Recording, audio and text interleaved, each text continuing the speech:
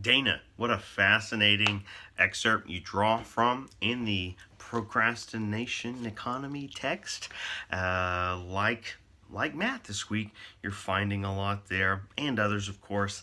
And I really get the sense that we are digging deep into this, and really, this text is resonating with us. Makes sense. It's one of the most recent texts we've inserted into the curriculum. So I think it's got some challenging concepts and terms, and you bring up one of the focal themes in chapter 2, that is digital snacking, thinking about the media we consume as these little snacks that we're encountering throughout the day at work, perhaps leading up to the quote-unquote digital feast to come in front of the large television at home, something like that. That essentially the overwhelming feast akin to binge watching, when we get what's going on here.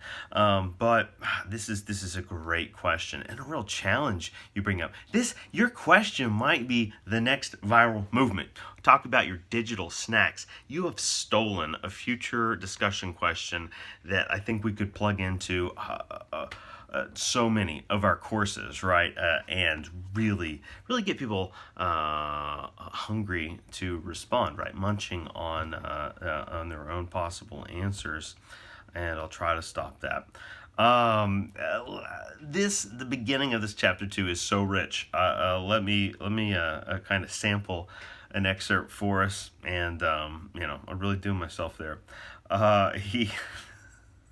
To look at the middle of the first paragraph, quote, "The relationship between snacking and feasting described by Miller also describes the hopes of media companies that viewers will use their break times as appetizers, teasers for the, quote, main course, end quote, of primetime television and new film releases, end quote." And so now we're talking about those advertising strategies, the way that media advertises to us. And what does it advertise? More media, right? And I am seeing more and more of this on social media, these promoted or sponsored by types of ads that look just like someone's story or image or poster or visual that they've shared, but in fact it's a paid ad, right, that is telling me about an event. And we all know from our other conversations in alternative classes, since this is an asynchronous degree program, right, where we can have conversations in one class and we pick them right back up in an alternate class. We've talked about this in the advertising courses, that you can have that oral conversation about something now, and the ads are showing up on our phones, right? The smartphones are listening to us. Of course, the horror movies come true. But sometimes, is it a horror if it's the thing we like, if it's the thing we seek? There's pleasure and there's pain to that, right? I think one of the brilliant takeaways here, and I believe I stopped too soon to read the final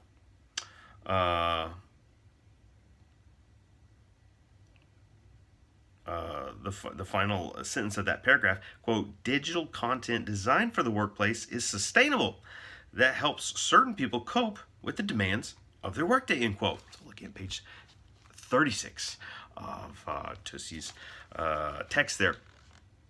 This reminds me, just as when I was talking or developing a response to Matt's inquiry, I mentioned a little bit of a toolkit from some leadership training here. In addition to that sort of physical media that I held up, right, some print media,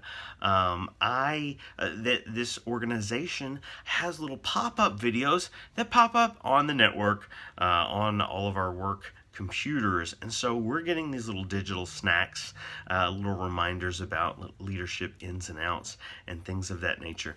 And there we go. We're getting sustained in certain ways.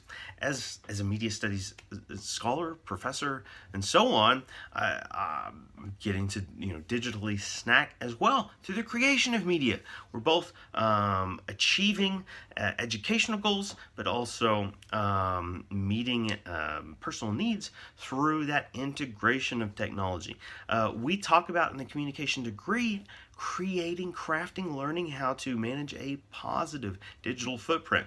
And so I think that is not unlike having a healthy, stable diet, right, in our life. And we all know that that sort of can have positive effects, just as the wrong diet can lead to negative effects.